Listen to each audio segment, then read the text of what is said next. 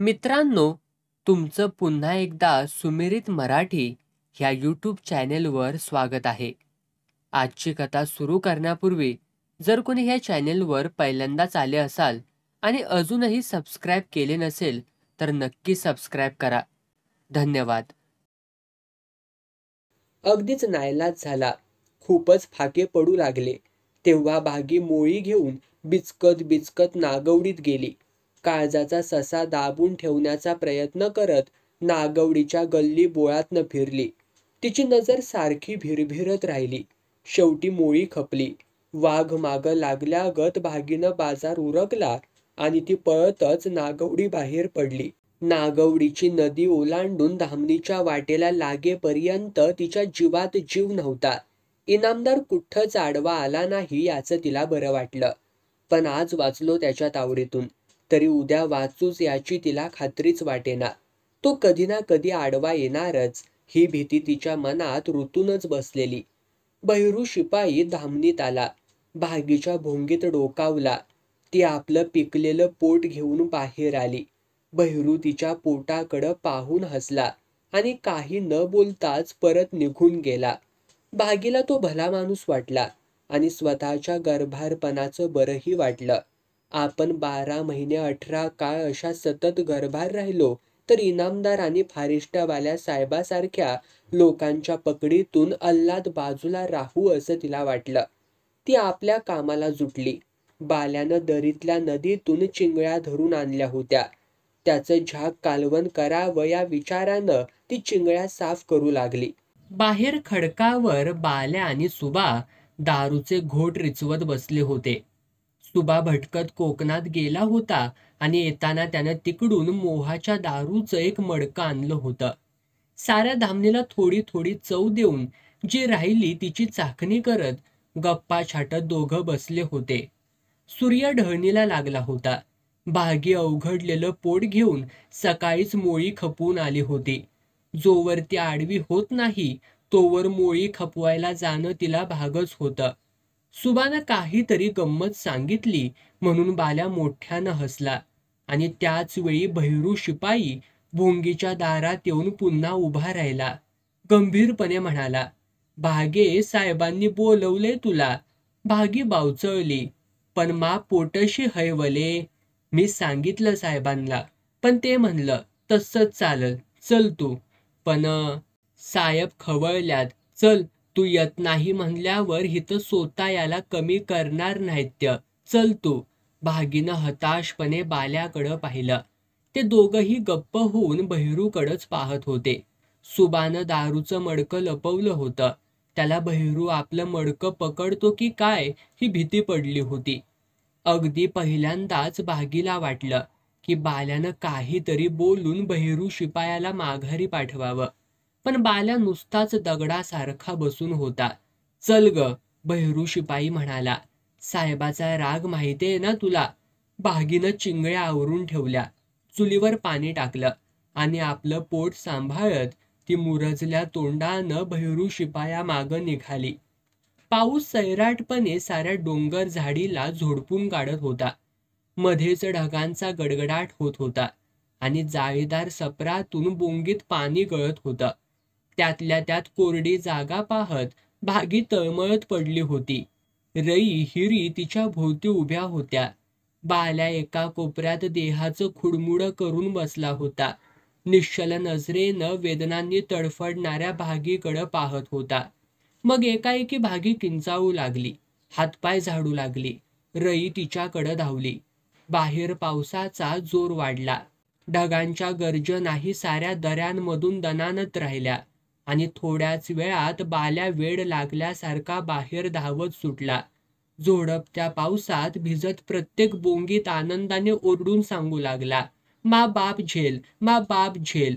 स्वतःच्या बोंगीत ग्लानी येता येता हातावर बाळ तोलणाऱ्या रईचे शब्द भागीच्या कानांवर पडले. तुझा बाल्या जन्माल. मला वाट भागे सारच व्हयल, पण हयता कालच हय. आपलं बाळ आपल्यासारखं न जन्मता बाल्यासारखं काळं झालं याचं भागीला हसू आलं. पण तशाही अवस्थेत तिला प्रश्न पडला की हे पिल्लू कुणाचं, बाल्याचं की आणखी.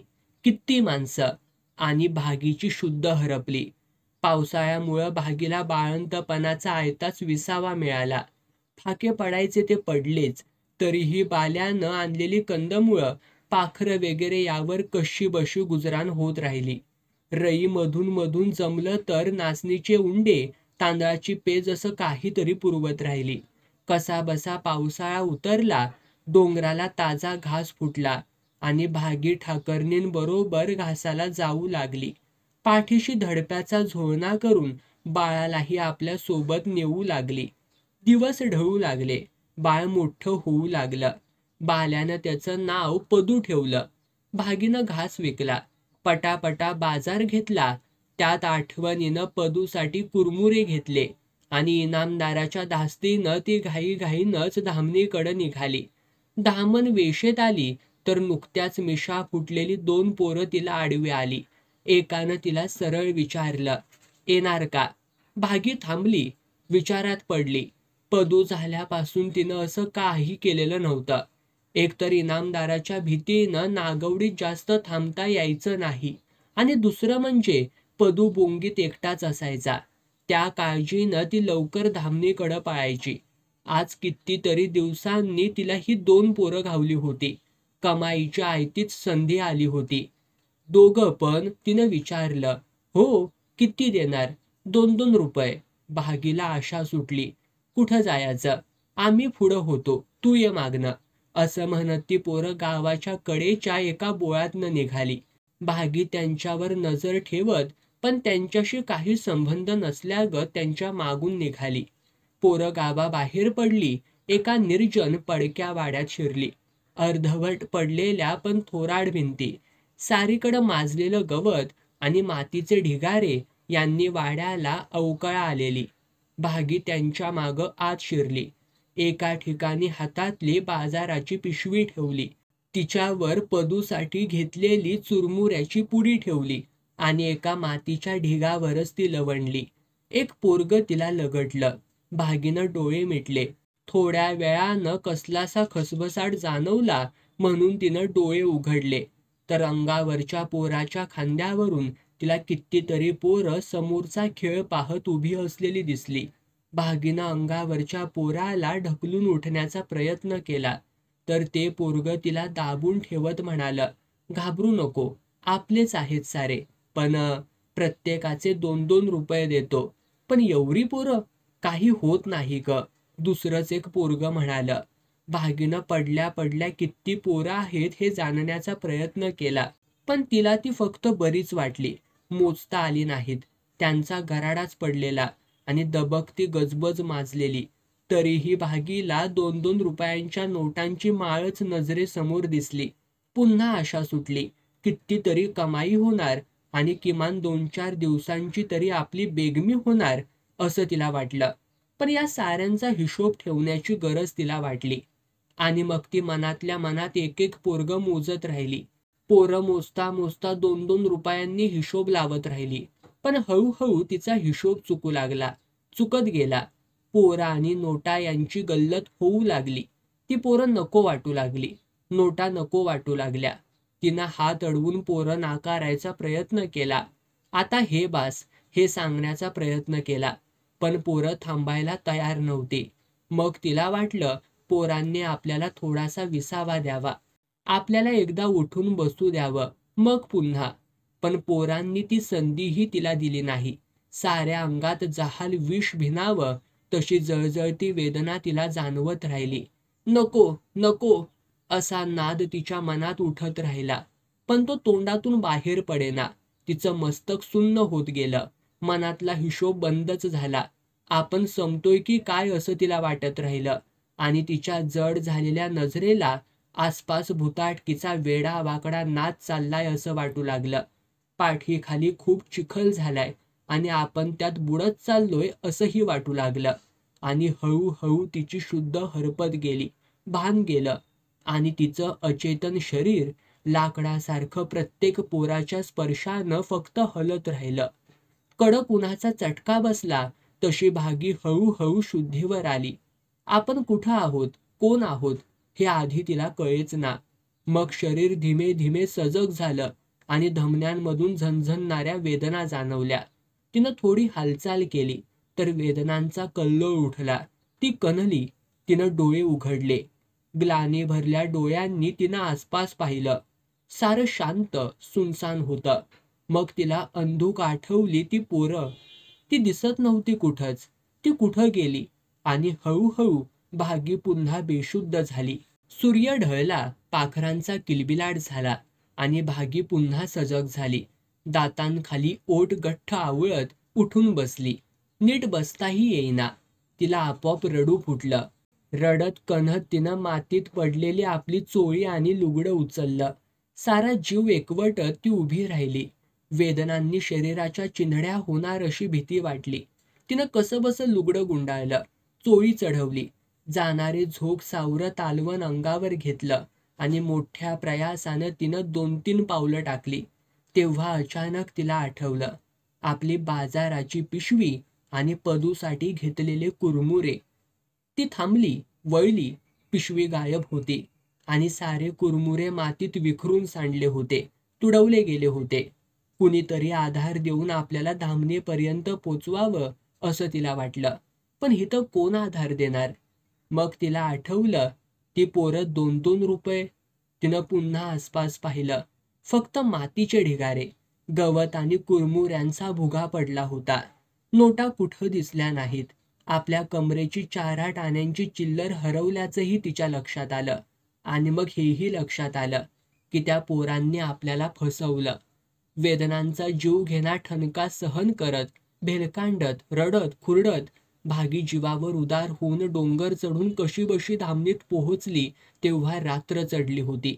काळ्या आभाळाच्या दुहीवर चांदण्यांच्या टिकल्या चमकत होत्या.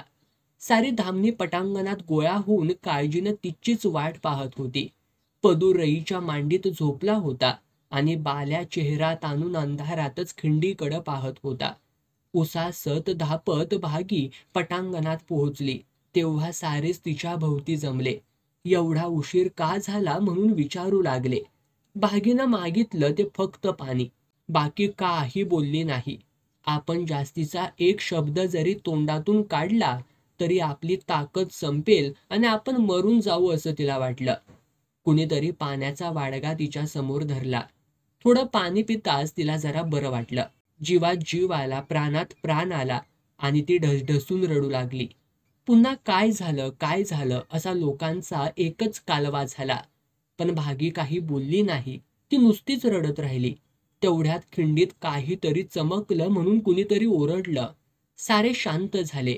फारिष्टावाले आले हे साऱ्यांनी ओळखलं आणि साऱ्यांच्याच छात्या दडपल्या. भीतीचे शहारे उठले. मोठे मोठे श्वास घेत रई भागीला म्हणाली, तू बंगल्यावर जा. हा? भागीनं वर पाहिलं. मग हळूहळू भागीला साऱ्यांच्या बोलण्यातनं कळालं की बाल्या दुपारी फाटी तोडायला जंगलात गेला होता तेव्हा अचानक फारिष्टवाल्या साहेबानं येऊन त्याला पकडलं. बदडलं आणि त्याचा कोयता धरला आणि भागीला बंगल्यावर पाठवून दे म्हणून सांगून बाल्याला हाकलवून दिलं. कोयता सोडवून हवा असेल तर तिच्याकडचं दंड म्हणून 15 रुपये पाठवून द्यायलाही साहेबानं सांगितलं. मग संध्याकाळी बहिरू शिपाई भागीला बोलवायला धामणीत आला. पण तिचा पत्ताच नव्हता. बहिरूला वाटलं ती मुद्दामच कुठंतरी लपून बसले म्हणून त्यानं प्रत्येक बोंगी तपासून पाहिली. बाल्याच्या कानफाटात 1-2 वाजवल्या सुद्धा. आणि थोड्या वेळात भागी बंगल्यावर नाही आली तर मागच्यासारखं साऱ्यांना पोलिसात न्यावं लागेल असा सज्जड दमही तो देऊन गेला. आता तेच फारिष्टावाले येत असणार. सारं ऐकून भागीचं काळीज चिरल्यागत झालं. मस्तक सणानलं आणि ती आणखीनच रडू लागली. बाल्या वैतागून ओरडला, गप वले. भागी तोंड दाबल्यागत गप्प झाली. भागीमुळंच हा प्रसंग आला. ती कुठं झक मारायला गेली होती असं तो तणतणत राहिला. बाकीचे अस्वस्थ हुंकार देत राहिले. भागीच्या अंगाला कंप सुटला. थोड्या वेळातच खिंडीतला दिवा धामणीत पोहोचला. तेव्हा बहिरू शिपाई एकटाच आल्याचं सर्वांना दिसलं. त्याच्या खांद्याला बंदूकही दिसली साहेबाकडची. पटांगणातल्या लोकांवर उजेड टाकत त्यानं विचारलं, आली का भागी? आणि उजेडात विस्कटलेली भागी दिसताच तो म्हणाला, हिथं काय करतीस? निरोप नाही का मिळाला? चल, साहेबांनी बोलवले तुला बंगल्यावर. भागीचा आवंडा गळ्यात अडकला. तिला सांगावंसं वाटलं, माझी अवस्था बरी नाही, मी येऊ शकणार नाही. पण तिची जीभ टाळ्याला घट्ट चिकटून बसलेली. आपण आता एक पाऊलही टाकू शकणार नाही. सारा डोंगर उतरून बंगल्यावर जाणं तर अवघड आहे, हेही सांगावंसं वाटलं तिला. तिनं रडक्या डोळ्यांनी भोवतालच्या लोकांकडं पाहिलं. सारे उत्सुकता मिश्रित भेदरलेपणानं तिच्याकडंच पाहत असलेले. बाल्या घाबरट आवाजात म्हणाला, जा आणि साहेबाला 15 रुपये दी तुझ्या करलं. बुवया ताणून भागी बाल्याकडं नुसतीच बघत राहिली. त्या साहेबाला नाही, पण यालाही आपली दया येत नाही. ती मनातून उद्विग्न झाली. वर म्हणतोय तुझ्याकडचे 15 रुपये दे, कुठून द्यायचे? ए उठ, चल लवकर, तुला सोडून मला पुन्हा नागवडीत जायचंय, बहिरू शिपाई म्हणाला. भागी लटपटत्या अंगानं उठली आणि सारी ताकद एकवटून लडखडत बहिरू शिपायाच्या मागं निघाली. सारी ठाकरं अंधारात दूर जाणारा बहिरूच्या हातातला दिवा पाहत राहिली. बहिरू शिपाई खिंडीत धावला. भागीला म्हणाला, तू जा हितनं बंगल्यावर, मी नागवडीला जातो, काम हाय. भागीनं कशीबशी मान हलवली. बहिरू निघून गेला. भागीला बराच वेळ डोंगर उतरणारा त्याचा हातातला दिवा दिसत राहिला. मग तो जंगलात गडप झाला. एक मोठा श्वास छातीत भरून घेत आणि ठणकतं अंग सांभाळत रडत भागी उठत बसत डोंगर उतरू लागली. बंगल्यावर पोचायला तिला बराच उशीर लागला. बंगला तिला शांत वाटला. तसा तो भागी येणार असे तेव्हा नेहमीच शांत असायचा. साहेब बहिरूला मागं ठेवून बाकीच्या शिपायांना त्या दिवशी मुद्दाम बाहेर पाठवून देत असे. क्वचित बहिरूही नसे बंगल्यावर, पण कधी मधी साहेबही नसे. मग शिपाईच भागीला बोलावणं पाठवत आणि धिंगाणा घालत. कधी जंगलात अडवून तिथंच तिचं लुगडं फेडायला लावत. भागीनं डोळे पुसले आणि खोल आवाजात नेहमीप्रमाणे हाळी दिली, साहेब. थोडा वेळ काहीच प्रतिक्रिया आली नाही. फक्त नदीच्या पाण्याचा खळखळाट आणि झाडांची सळसळ तेवढी ऐकू येत राहिली. भागीनं पुन्हा हळी दिली. हा हा, कोण आहे? बंगल्यातून साहेबाचा जड आवाज आला. मा भागी, ये आतमध्ये, बाहेर का थांबलीस? भागी जीव नसल्यागत आतमध्ये शिरली. साहेब झोपायच्या खोलीतल्या पलंगावर बसून लाल दारू पित होता. डोळे सुजल्यागत झाले होते त्याचे. काय ग, उशीर का लावलास? थोड्या घसरत्या जिभेनं तो ओरडला. भागीला बोलताच येईना. शरीर थडथड उडत राहिलं. आणि तिला अपादमस्तक पाहत तो म्हणाला, आणि अवताराला काय झालंय तुझ्या? नेहमी व्यवस्थितच असतेस की आज? आणि मोठ्यानं हसला तो. पण अशीही जाम चिकनी दिसतेस साली. ये जवळ ये, हिथं बैस. भागीला पुढचा प्रसंग आठवला आणि पुढं जाऊ नये असं वाटलं. हिथून पळून जावंसं वाटलं किंवा हात जोडून साहेबाला सांगावंसं वाटलं, साहेब आज तरी नको. आज त्या पोरांनी, आता जर तसं तर मी मरून जाईन. दया करा साहेब, आज सोडा मला. की त्यानं दारूचा प्याला घेतलेला हात उंचावला.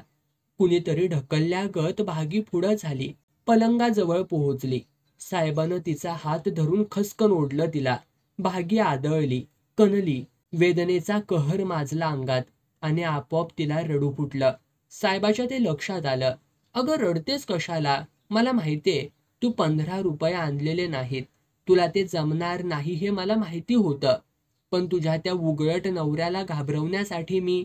तू रडू नकोस. जाताना तसाच कोयता घेऊन जा. फुकट काय? भागी तरीही रडत राहिली. पण काहीही मन, रडतानाही तू चिकनीच दिसतेस. सालं काय एकेकानं रूप लाभतं. भागे, मी सांगतो तुला, नवऱ्याला सोड आणि माझ्याकडे ये, माझी रखेली म्हणून. अशा बंगल्यात ठेवतो तुला. साहेबानं मोठा हात ओवाळला. काही काम करावं लागणार नाही. सुखात राहशील. फक्त माझी इच्छा भागवायची. येतेस का? नाही तरी तुझ्या त्या नवऱ्यात काय दम आहे? येतेस? बोल, येतेस का? भागी काही बोलली नाही. सांग की, येतेस रखेली म्हणून? भागी गप्पच राहिली. सांग, येतेस? साहेबाचा आवाज चढला. भागी गप्पच. येतेस? साहेब ओरडला. ती मूकपणे रडत राहिली. हरामखोर, बोल की. साहेब चिडला. ती मात्र बोलली नाही. साहेबाचा हात वर गेला आणि गपकन भागीच्या पोटावर आदळला. भागी वांबलीच, बोंबलली. आपला जीव जाणार असं तिला वाटलं. चुप, रडू नकोस, साहेब ओरडला. मी सांगतो तसं करायचं. आता हितच राहायचं, माझ्याजवळ, माझी रखेली म्हणून. परत ठाकरवाडीत जाण्याची गरज नाही. काय? त्याला बऱ्यापैकी नशा झाली होती. जीभ चांगलीच लडखडू लागली होती. त्यानं तिच्या लुगड्याला हात घातला. भागीनं विवळतच पाय आकसले. आश्चर्य वाटल्यागत त्यानं तिच्याकडं पाहिलं. भागी घाबरली आणि तिनं पाय ढिले सोडले. साहेब हसला. भागीचं मन आक्रंदत राहिलं. नको नको म्हणून. साहेबानं तिला निर्वस्त्र करायला सुरुवात केली. मला तुझ्या त्या काळ्या नवऱ्याची किळस वाटते ग, तो थोडंसं झुलत म्हणाला. कसल्या नीच रानगटाच्या हाती तुझ्यासारखं रत्न पडलंय. म्हणूनच मी आज त्या भडव्याचा कोयता धरला. छळून मारणार मी त्याला. पण आता तू हितच राहायचं, जायचं नाही हो कुठं. ती वस्त्रहीन झाली. साहेब झुलतच तिच्या अंगावरती हात फिरवू लागला. भागीचं शरीर त्या मऊ स्पर्शानंही तुटत राहिलं, ठणकत राहिलं. ती हरीण चेहऱ्यानं त्याच्याकडे नुसतीच बघत राहिली. त्यानं काही करू नये म्हणून मनातच ती खैरीची प्रार्थना करत राहिली. आपल्याला आता हे सहन होणार नाही, आपण मरून जाऊ असं तिला वाटलं. साहेबानं तिला जवळ घेतलं आणि आपला मरणक्षण जवळ आला म्हणून भागी हमसून रडू लागली. मन ढासळलं तिचं. साहेब थांबला, चिडून किंचाळला. चुप, काहीही झालं तरी हितच राहावं लागणार आहे तुला. रडू नकोस, मी काही तुला सोडणार नाही. ती जास्तच रडू लागली. गप! पुन्हा तिच्या पोटात एक बुक्की बसली जोरदार. भागी गुरागत आरडली. न राहून तिनं हातपाय झाडले. नकळत साहेबाच्या छाताडावरती तिची लाथ बसली आणि साहेब पलंगावरती कोलमडला. अंगातलं सारं बळ एकवटून भागी जीवाच्या करारानं उठली. उसळल्यासारखी पलंग उतरली आणि वेदनांचं भान विसरून दाराकडं धावली. धडपडत बाहेरच्या खोलीत आली. भागे! साहेबाच्या डरकाळीनं सारा बंगला हादरला. भागीचं हृदय पण थरकापलं. ती गपकन थांबली. आता आपण संपलो हे निश्चित, हा विचार तिच्या छातीत तिरासारखा घुसला आणि त्याच वेळी तिचं लक्ष कोपऱ्यात पडलेल्या कोयत्यांच्या ढिगाकडे गेलं. तिला आठवलं, यातच कुठंतरी बाल्याचा कोयता असणार आणि एकाएकी अंगात काहीतरी संचारल्यागत भागी त्या ढिगावरती झेपावली. हाती येईल तो कोयता उचलला. नकळत तिची बोटं कोयत्याच्या धारेवरून फिरली. तिचं रक्त उधाणलं, मस्तक सणानलं. स्वतःवरचा ताबाच गेला तिचा आणि अंगात थैमान घुसलेल्या खवळत्या वाघिणीगत भागी पुन्हा आत वळली. साहेब तोवर लडखडत मधल्या दारापर्यंत आला होता. एकदम कोयता हातात घेऊन समोर आलेल्या भागीला पाहून तो झटक्यात एक पाऊल मागं झाला. भागीची मूठ कोयत्यावरती आवळली. छाती तट्ट फुगली. डोळ्यात अंगार फुलला आणि दुसऱ्याच क्षणी चवताळून भागीनं साऱ्या ताकदीनिशी कोयत्याचा वार केला. सप्प असा आवाज झाला. साहेबाची मान चिरली. रक्ताच्या चिळकांड्या सरारा उडाल्या. साहेब पडला, तडफडू लागला. त्याला ओरडायची संधीही न देता भागी चिडून त्याच्यावरती खपाखप वार करत सुटली. कोयत्यानं त्याला तोडत सुटली आणि तिचा नग्न गोरा पान देह साहेबाच्या रक्ताच्या चिळकांड्यांनी रंगतच राहिला. भागी लाल नक्षीनं निथळू लागली, पवित्र झाली.